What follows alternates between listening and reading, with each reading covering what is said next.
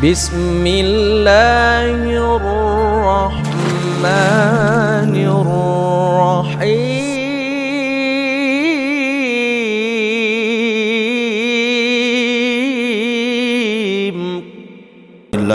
Billahi wa ba'd.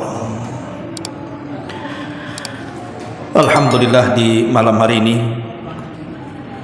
kita bisa kembali melaksanakan salat tarawih berjamaah, dan kita masih melanjutkan kajian tafsir surah Al-Imran, dan ada sedikit faedah dari surah Al-Imran ayat ke-77 yang kemarin kita bahas,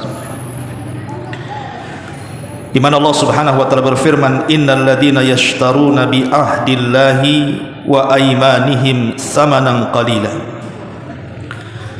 ulaika la khalaqa lahum fil akhirati wa la yukallimuhumullahu wa la yanzuru ilaihim yaumal qiyamati wa la yuzakkihim wa lahum adzabun alim. Sungguh orang-orang yang memperjualbelikan janji Allah dan sumpah-sumpah mereka dengan harga yang murah, mereka itu tidak akan memperoleh bagian di akhirat sedikit pun.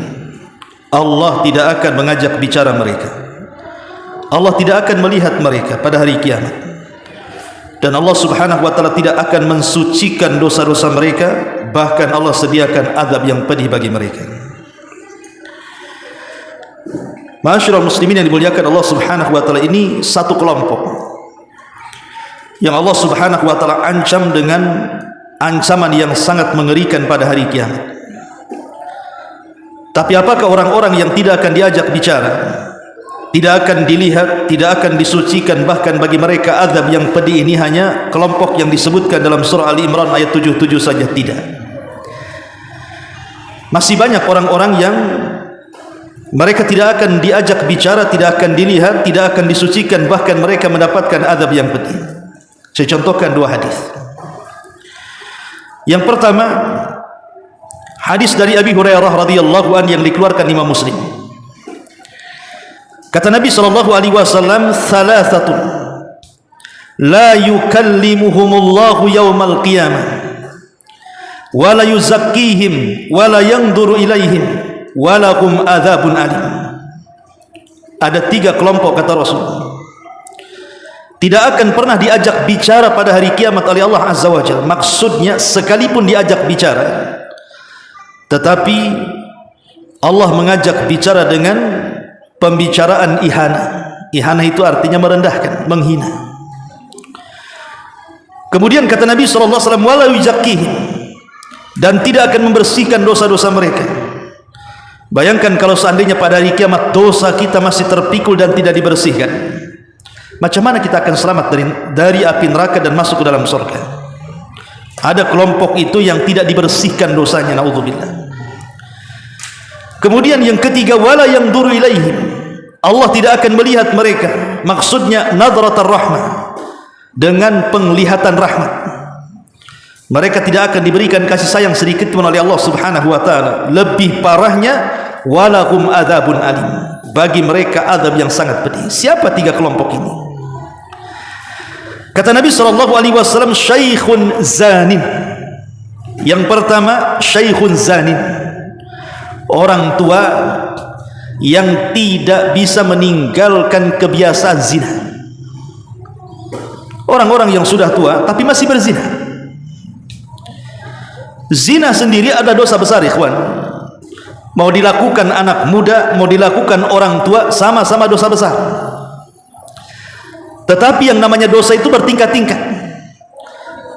Walaupun sama-sama dosa besar, anak muda berzina dosa besar, orang tua berzina dosa besar.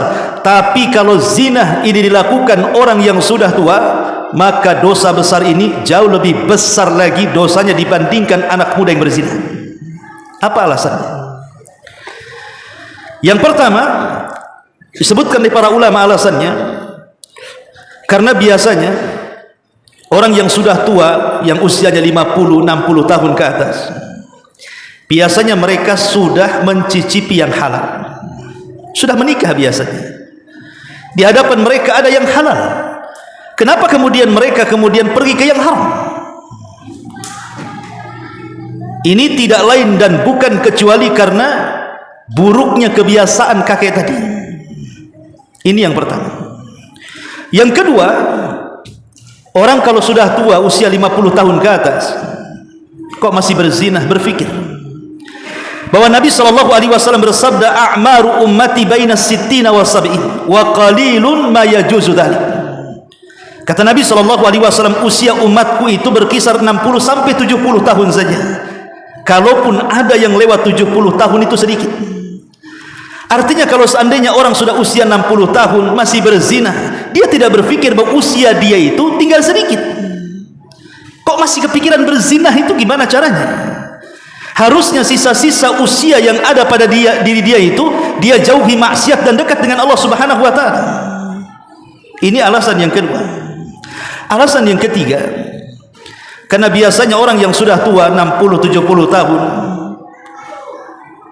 kekuatan fisik pun sudah berkurang, tenaga sudah berkurang, pandangan mulai rabun, telinga mulai budek kan gitu, langkah kaki mulai goyang, syahwat pun mulai kurang dan begitu seterusnya. Artinya bahwa orang yang seperti ini tidak ada pendorong untuk melakukan zina, syahwatnya itu melemah. Lain kalau anak muda berzina itu memang syahwatnya kuat. Walaupun sama-sama zina itu dilakukan anak muda orang tua sama saja dosa besar, tapi kalau dilakukan orang tua dosanya jauh lebih besar. Kenapa? Karena tidak ada pendorong dia berzina. Apa pendorongnya? Kalau anak muda berzina ada pendorongnya, syahwatnya menggebu-gebu.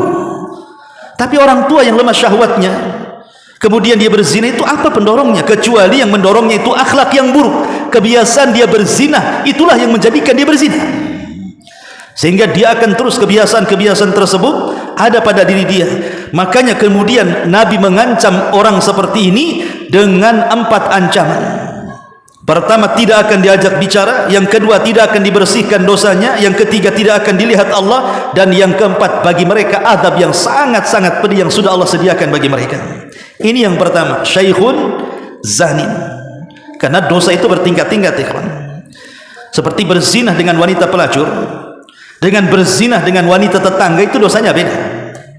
Walaupun sama-sama berzina kan, Anda membayar pelacur berzina, kemudian Anda juga berzina dengan perempuan tetangga, anggaplah juga dia pelacur juga, masalahnya tetangga.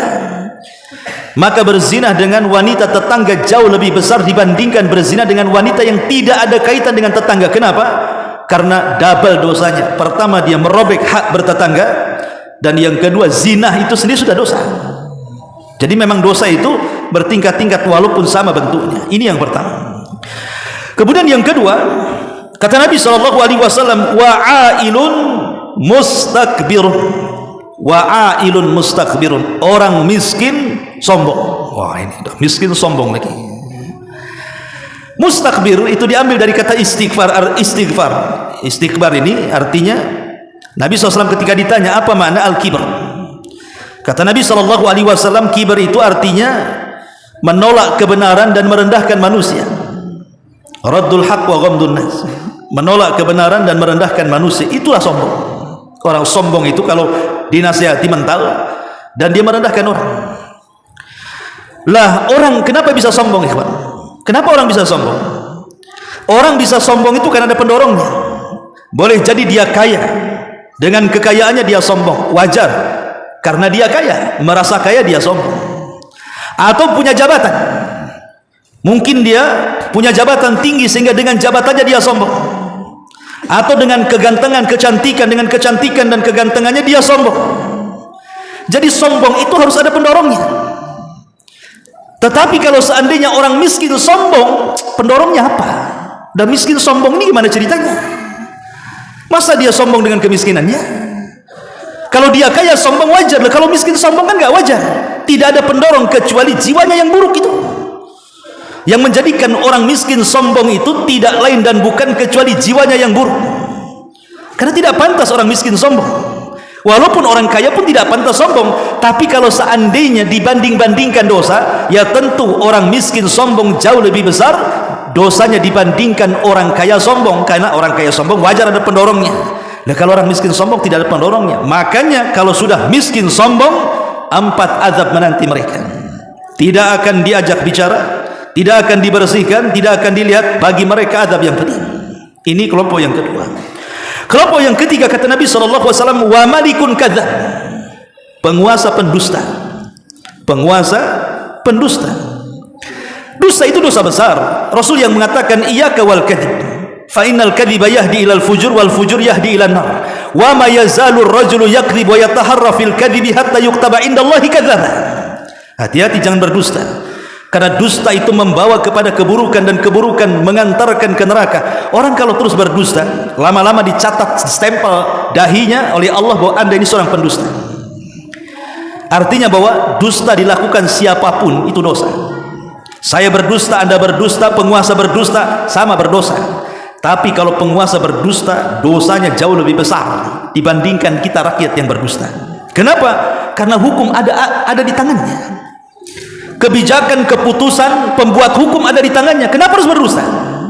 Hukum ada di tangan dia. Dia suka-suka merubah hukum, merubah undang-undang kan, sesuai dengan kehendaknya. Kenapa harus berdusta? Makanya kemudian para penguasa pendusta ini diancam oleh Nabi SAW. Mereka tidak akan diajak bicara, mereka tidak akan dibersihkan, mereka tidak akan dilihat. Bagi mereka adab yang sangat pedih. Ini tiga kelompok yang juga tidak akan diajak bicara, dilihat, dibersihkan, dan bagi mereka adab yang pedih. Ini satu riwayat. Riwayat yang kedua, riwayat yang masih dikeluarkan Imam Muslim, masih dari hadis Abi Hurairah radhiyallahu anhu. Kata Nabi SAW, "Thalathatun la yukallimuhumullah wa la yanzuru ilaihim yaumal qiyamah wa la yuzakkihim wa lahum adzabun alim." Tiga kelompok Allah tidak akan bicara dengan mereka, Allah tidak akan melihat mereka pada hari kiamat, Allah tidak akan membersihkan dosa-dosa mereka pada hari kiamat, dan bagi mereka adab yang pedih. Yang pertama, al-musbil izarah, orang yang melembrehkan celananya di bawah mata kaki. Subhanallah, ya. Orang yang melembrehkan celananya di bawah mata kaki. Lihat ancamannya luar biasa. Dan ini diremehkan. Bahkan kalau kita mengamalkan sunnah ini, macam-macam pula kata orang kan gitu. Dibilang cingkrang, tidak pantas, kebanjiran, macam-macam kan begitu ya. Sebenarnya hinaan mereka itu bukan menghina kepada izar kita, tidak. Mereka sedang menghina sunnah Nabi, itu masalahnya. Kemudian yang kedua kata Rasul, wal mannan fi ma'ata, orang yang menyebut-nyebut pemberian. Makanya ada istilah dalam Quran itu, qaulun ma'rufun khairun min sadaqatin yatba'uha adha. Ucapan yang santun itu jauh lebih baik dibandingkan kita memberi seseorang tapi menyakiti hatinya.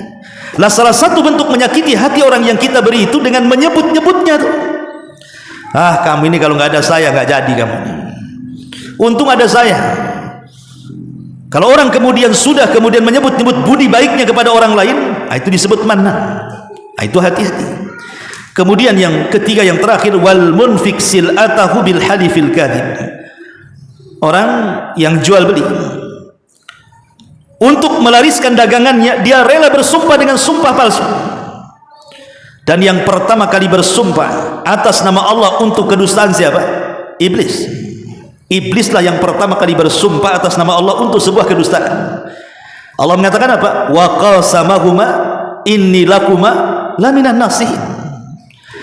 Bayangkan Adam dan Hawa ini hidup di alam para malaikat. Belum ada makhluk yang bersumpah atas nama Allah untuk sebuah kedustaan kecuali iblis. Makanya ketika kemudian iblis memberikan waswas kepada Adam dan Hawa untuk mendekati pohon larangan, keduanya tidak mau mendekati pohon larangan. Tapi ketika iblis sudah bersumpah di alam para malaikat atas nama Allah, tentu Adam alaihi salatu wasallam tidak menyangka kalau sumpah itu untuk sebuah kedustaan, dan mengatakan, wahai Adam, sesungguhnya kenapa Allah larang kau dekat pohon itu? Illa antakuna malakaini au takuna minal khalidin. Sebenarnya Allah itu hendak supaya kamu jangan jadi malaikat, atau supaya engkau jangan kekal di surga. Makanya dilarang dekat pohon ini. Bersumpah pula iblis. Makanya Adam percaya dengan sumpah itu. Lah rupanya iblis yang pertama kali bersumpah atas nama Allah untuk sebuah kedustaan ditiru pula oleh para pedagang hari ini. Makanya Nabi SAW mengatakan, wal munfik sil'atahu bil halifil kadhib, orang yang hendak melariskan dagangannya dengan banyak bersumpah. Wallahi, wallahi, sedikit-sedikit wallahi, wallahi dari sana nggak dapat, wallahi ini barang bagus, wallahi, terus wallahi dia. Ini hati-hati. Maka orang yang halif al-ghamus, orang yang memudah-mudahkan bersumpah, apalagi sumpahnya untuk kedustaan, maka mereka tidak akan dilihat, tidak akan dibersihkan, tidak akan diajak bicara, bahkan bagi mereka azab yang pedih. Inilah diantara faedah dari surah Al-Imran ayat 77. Subhanakallahumma bihamdika asyhadu an la ilaha illa anta astaghfiruka wa atubu ilaik. Allahu ta'ala alam. Assalamualaikum warahmatullahi wabarakatuh.